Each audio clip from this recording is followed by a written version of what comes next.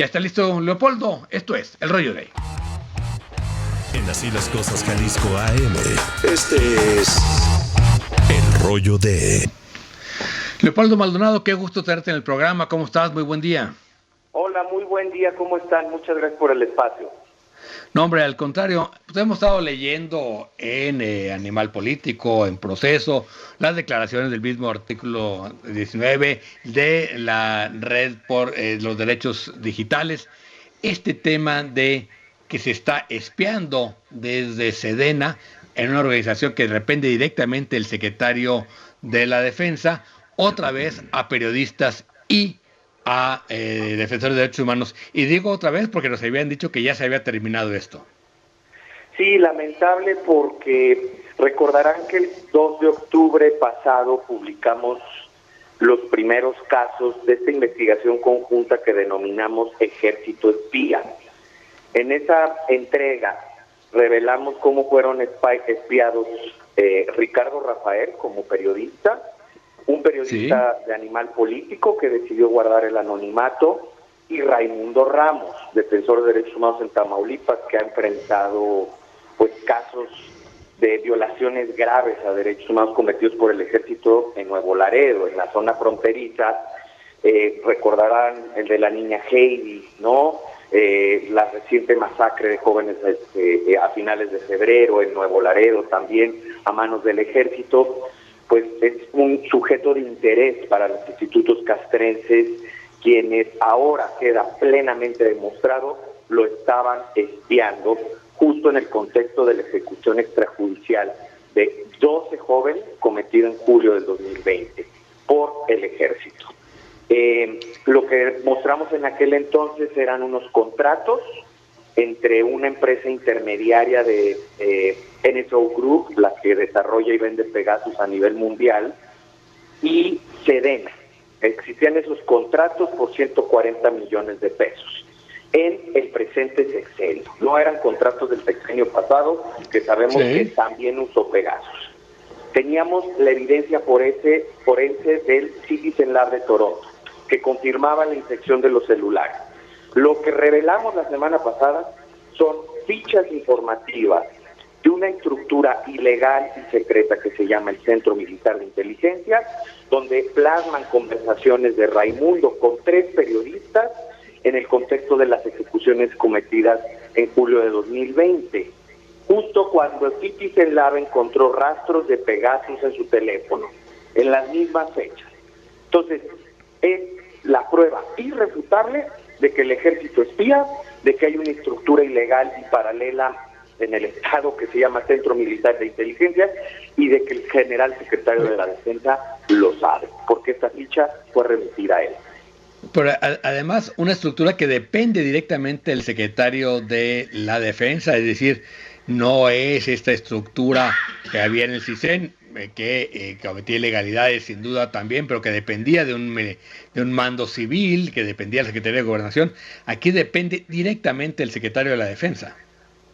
Depende directamente del secretario de la Defensa, del subjefe de... En aquel entonces la estructura era un poco distinta del Estado Mayor de la Sedena, pero pues prácticamente este Centro Militar de Inteligencia le rinde cuentas al jefe del Estado Mayor en materia de inteligencia del Estado Mayor de la Sedena, y a su vez al general secretario. Otro detalle, todos estos documentos, los documentos que estamos mencionando, fueron filtrados por el Grupo Guacamaya.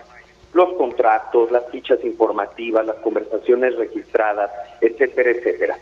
Lo que también encontramos en la agenda del general secretario es que el día que se hizo la ficha, el 2 de septiembre de 2020, tuvo una reunión con su jefatura de inteligencia para tratar el tema Nuevo Laredo, Tamaulipas, que es el día de elaboración de la ficha. Es decir, todo conecta perfectamente. ¿Qué van a hacer? Es la pregunta. Claro, Leopoldo, buenos días, Augusto Chacón, gracias por estar con nosotros y felicidades por el trabajo de Artículo 19 que ha sido constante y de muy alta calidad. Vimos al presidente asediado por la reportera, por Nayeli, con respecto al caso, la explicación que dio y que trató de dar entre inteligencia y espionaje, por supuesto, no satisfizo a nadie, yo creo que ni a él mismo. Y está eso luego de las marchas de ayer de los soldados, de quién de facto es el comandante en jefe de las Fuerzas Armadas, no el que dice la Constitución, pero quién de facto es.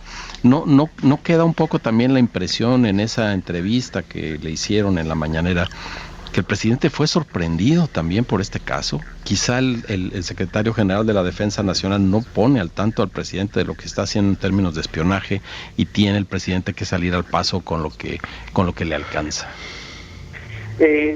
Coincido contigo, Augusto, es muy probable que no le pongan al tanto, y tiene que ver con un problema estructural en la relación cívico-militar, ¿no?, que se ha construido pues prácticamente desde la Revolución Mexicana, y en donde se ha garantizado autonomía de facto a los institutos militares en México. Recordemos que hace 15 años todavía estábamos peleando contra la extensión indebida del fuero militar, en casos como los que hoy se registran de violaciones graves a derechos humanos en contra de civiles. El ejército pretendía que su propia procuraduría y sus propios tribunales juzgaran a los soldados y a los mandos. Eso fue una lucha de décadas. Pero lo que hemos visto es que el presidente, pues ya se ha mencionado mucho en estos últimos años, pero hay que reiterarlo, ha empoderado al ejército, ha perpetuado la estrategia militarizada de seguridad y ahora les ha dado nuevas carteras del Estado, con lo cual ya también tiene acceso a muchísimos recursos públicos. Es un ejército muy poderoso y por lo que vimos el viernes, coincido contigo, un ejército que ya ni rinde cuentas al comandante supremo, así señalado por las instituciones. Leopoldo, ¿qué tal? Alejandro Sierra, gracias por estar con nosotros. Yo retomo tu pregunta. ¿Qué crees que vayan a hacer? ¿Qué sigue? ¿Qué va a resolver por una parte el presidente, por otro lado el ejército? O sea, ¿serán capaces de aventarle carpetazo a esta información que fue contundente o salirse por la tangente? ¿Qué harán? Lamentablemente, Alejandro, la respuesta del presidente indica que sí, que habrá carpetazo, que habrá impunidad. Nosotros presentamos una denuncia desde octubre del 2022 por los 3 casos que ya les había mencionado. Denuncia formada ante la Fiscalía General de la República. Cumplimos con nuestra obligación cívica, pero sobre todo ejercimos un derecho ciudadano a denunciar, y así lo quisieron hacer las víctimas de espionaje. Los avances han sido nulos. ¿Por qué? Porque la Sedena no colabora y no va a colaborar en el marco de una investigación con este empoderamiento que les mencionaba. Tampoco vemos que, como está en la situación política en el país, el fiscal Gertz quiera batallar mucho por este caso, ¿no?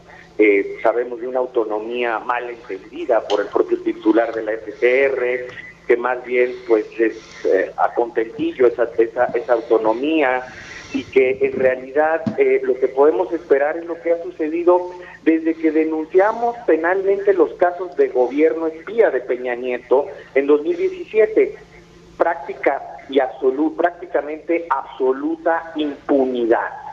Un procesado solamente de menor rango que presuntamente habría participado en el espionaje de una periodista en 2015, ningún autor intelectual, ningún político, ningún jefe policíaco, absolutamente nadie, ni del gobierno anterior, ni mucho menos esperamos de este.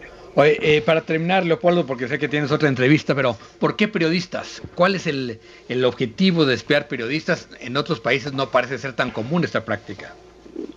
Desafortunadamente es la práctica que empata o asimila o asemeja a todos los gobiernos, y eso es lo más, los gobiernos de diferente color en México, lo vimos el gobierno pasado, ¿sí? Lo vemos ahora en pues porque tienen fuentes, ¿no? Y las ponen en riesgo, espiándolas, porque tienen información. Este caso de Raimundo muestra perfecto con lo que pasa. Raimundo, defensor de derechos humanos, tiene información sobre la ejecución extrajudicial, los periodistas se le están pidiendo, y entonces es una carambola de varias bandas que hace Sedena, espiando al periodista, al defensor y a los periodistas, ¿no? Por la información y las fuentes que tienen, son objeto de interés para las Fuerzas Armadas, pero eso efectivamente en un contexto de anclajes autoritarios como el mexicano. En una democracia sería imposible pensar eso. Claro. Leopoldo, muchísimas gracias. Leopoldo Maldonado, director de Artículo 19, por esos minutos para Así las Cosas. Jalisco, te mandamos un abrazo. Un abrazo fuerte. Muchas gracias a ustedes. Saludos. Leopoldo Maldonado, director de Artículo 19, esta organización que se dedica a la defensa de la libertad de expresión y derechos de los periodistas. Pues sí, terrible que puede pasar un gobierno u otro, de un color u otro, y el espionaje a civiles, a defensores de derechos humanos, a periodistas, continúa impune. Y se desliza una pista de lo que nos dijo Leopoldo. Si aparece este espionaje a periodistas, por supuesto las fuentes, quienes las proveen de información, se arredran pensando que los están espiando, y así hay menos acceso a la información que necesitamos como sociedad para salir de este atolladero. Y la palabra impunidad, querido Diego, al final de cuentas, ¿no? Carpetazo. Sí, la impunidad que siempre ha habido, pero ahora es la impunidad del ejército, ¿no?